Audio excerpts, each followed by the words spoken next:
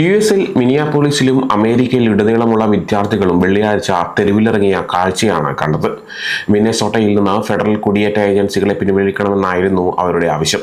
2 American പൗരന്മാരെ വെടിവെച്ചു കൊന്ന സംഭവമാണ് ഈ പ്രതിഷേധങ്ങൾക്ക് കാരണം. കാലിഫോർണിയ മുതൽ ന്യൂയോർക്ക് വരെ വിദ്യാർത്ഥികളും അധ്യാപകരും ക്ലാസുകൾ ബഹിഷ്കരിച്ചു. ട്രംപ് ഭരണകൂടം ഓപ്പറേഷൻ മെട്രോ സർജ് അവസാനിപ്പിക്കുമോ എന്നതിനെക്കുറിച്ച് ആശയക്കുഴപ്പങ്ങൾ നിലനിന്നിരുന്ന സമയത്താണ് ഈ ദേശീയ പ്രതിഷേധ ദിനം. രാജ്യവ്യാപകമായ കുടിയേറ്റ നിരോധനത്തിന്റെ ഭാഗമായി പ്രസിഡന്റ് ഡൊണാൾഡ് ട്രംപ് 3000 ഫെഡറൽ ഉദ്യോഗസ്ഥരെ മിനിയാപോളിസ് മേഖലയിലേക്ക് അയച്ചിരുന്നു. ഈ ഉദ്യോഗസ്ഥർ മഫ്തിയിൽ തെരുവുകളിൽ പെട്രോളിംഗ് നടത്തുന്നുണ്ട്. ഇത് മിനിയാപോളിസ് പോലീസ് ഡിപ്പാർട്ട്മെന്റിന്റെ 5 ഇരട്ടി വലുപ്പമുള്ള ഒരു സേനയാണ്. ഈ വർധനവിനെയും US immigration and customs enforcement ഉപയോഗിക്കുന്ന രീതികളെയും എതിർത്ത് ആയിരക്കണക്കിന് ആളുകൾ മിനിയാപോളിസിന്റെ നഗരഹൃദയങ്ങളിൽ തടിച്ചുകൂടുകയായിരുന്നു.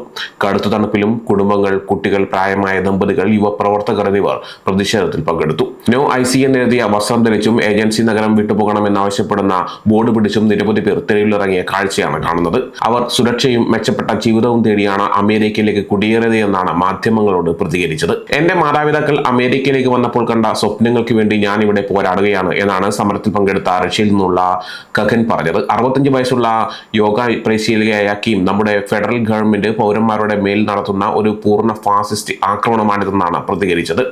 ഈ മാസം ഫെഡറൽ കുടിയേറ്റ ഏജന്റുമാർ വെടിവെച്ചു കൊന്ന 2 അമേരിക്കൻ പൗരന്മാരായ അലക്സ് പ്രിറ്റി, റെനി ഗുഡ് എന്നിവരുടെ വീടുകൾക്ക് സമീപമുള്ള മിനിയാപോളിസിലെ ഒരു പ്രദേശത്ത് ഏകദേശം 50 അധ്യാപകരും സ്കൂൾ ജീവനക്കാരും മാർച്ച് നടത്തിയിരുന്നു. പ്രശസ്ത റോക്ക് സംഗീതജ്ഞൻ ബ്രൂസ് സ്പ്രിംഗ്സ്റ്റീനും പ്രതിഷേധത്തിൽ പിന്തുണ നൽകി. മിനിയാപോളിസിലെ ഗുഡ്, പ്രെറ്റി എന്നിവർക്കായുള്ള ഒരു ധനസമാഹരണ പരിപാടിയിൽ അദ്ദേഹം വേദിയിലെത്തി തന്റെ പുതിയ ഗാനം സ്ട്രീറ്റ്സ് ഓഫ് മിനിയാപോളിസ് ആരംഭിക്കുകയും ചെയ്തു. 46 സംസ്ഥാനങ്ങളിലും New York, Los Angeles, Chicago, Washington തുടങ്ങിയ പ്രധാന നഗരങ്ങളിലും 250 പ്രതിഷേധങ്ങൾ സംഘടിപ്പിക്കുമെന്ന് സംഘാടകർ പറഞ്ഞു. No work, no school, no shopping, stop funding IC എന്ന മുദ്രാവാക്യമാണ് ഇവർ ഉയർത്തിയത്. ട്രംപ് ICയെ മേൽനോട്ടം വഹിക്കുന്ന ഹോംലാൻഡ് സെക്യൂരിറ്റി സെക്രട്ടറി ക്രിസ്റ്റി നോമിന് പിന്തുണ അറിയിച്ചിരുന്നു. വിമർശകർ അവരുടെ രാജി ആവശ്യപ്പെട്ടെങ്കിലും ട്രംപ് സോഷ്യൽ മീഡിയയിൽ കുറിച്ചത് ഇങ്ങനെയാണ്: നോം മികച്ച ജോലിയാണ് ചെയ്തത്. ഞാൻ ഏറ്റെടുത്ത അതിർത്തിയിലെ ദുരവസ്ഥ പരിഹരിക്കപ്പെട്ടിരിക്കുന്നു എന്നാണ്. കഴിഞ്ഞ ആഴ്ചകളിൽ മിനിയാപോളിസിലെ തെരുവുകളിൽ തോക്കേന്തിയും മുഖംമൂടിയതുമായ ഏജന്റുമാരുടെ ആക്രമണ സ്വഭാവം കാണിക്കുന്ന വൈറൽ വീഡിയോകൾ ട്രംപിന്റെ കുടിയേറ്റ നയത്തോടുള്ള പൊതുവികാരം അദ്ദേഹത്തിന്റെ 2ാം ഊഴത്തിലെ ഏറ്റവും താഴ്ന്ന നിലയിലേക്ക് എത്തിച്ചതായി റോയിറ്റേഴ്സ് ഇപ്സോസ് പോൾ കാണിക്കുന്നുണ്ട്. IC ഓപ്പറേഷനെ കുറിച്ചുള്ള പ്രതിഷേധം വർദ്ധിച്ചപ്പോൾ ട്രംപിന്റെ ബോർഡർ സുരക്ഷാ മേധാവി ടോം ഹോംനെ മിനിയാപോളിസിലേക്ക് അയച്ചിരുന്നു. അദ്ദേഹം പറഞ്ഞത് തന്റെ ഉദ്യോഗസ്ഥർ തെരുവ് റെയ്ഡുകൾക്ക് പകരം കൂടുതൽ ലക്ഷ്യം വെച്ചുള്ള പ്രവർത്തനങ്ങളിലേക്ക് മടങ്ങുമെന്നാണ്. ഇത് പ്രതിഷേധക്കാരെ പ്രകോപിപ്പിച്ച നടപടികളായിരുന്നു. മിന്നസോട്ടയിലെ ജനങ്ങളുടെ സുരക്ഷ ഉറപ്പാക്കാനുള്ള ഏക മാർഗം ഫെഡറൽ സർക്കാർ അവരുടെ സേനയെ പിൻവലിക്കുകയും ഈ ക്രൂരതയുടെ പ്രചാരണം അവസാനിപ്പിക്കുകയുമാണ് എന്നാണ് ഡെമോക്രാറ്റിക് ഗവർണർ ടിം വാൾസ് പറഞ്ഞത്. ഈ ആഴ്ച ആദ്യം ട്രംപ് കുറച്ചൊന്ന് അയവ് വരുത്താൻ ആഗ്രഹിക്കുന്നതായി പറഞ്ഞിരുന്നു.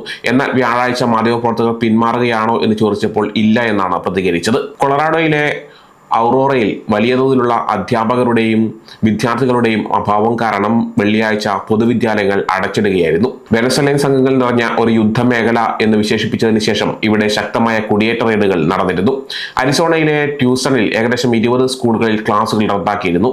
ചിക്കാഗോയിലെ ഡീപോൾ യൂണിവേഴ്സിറ്റിയിൽ ഫാസിസ്റ്റുകളെ ഇവിടെ സ്വാഗതം ചെയ്യുന്നില്ല എന്നെഴുതിയ ബോർഡുകൾ ഉയർത്തിയിരുന്നു. ലോങ് ബീച്ച്, കാലിഫോർണിയയിൽ ഹൈസ്കൂൾ വിദ്യാർത്ഥികൾ IC വിരുദ്ധ ബോർഡുകളുമായി ക്ലാസ് ബഹിഷ്കരിച്ചിരുന്നു.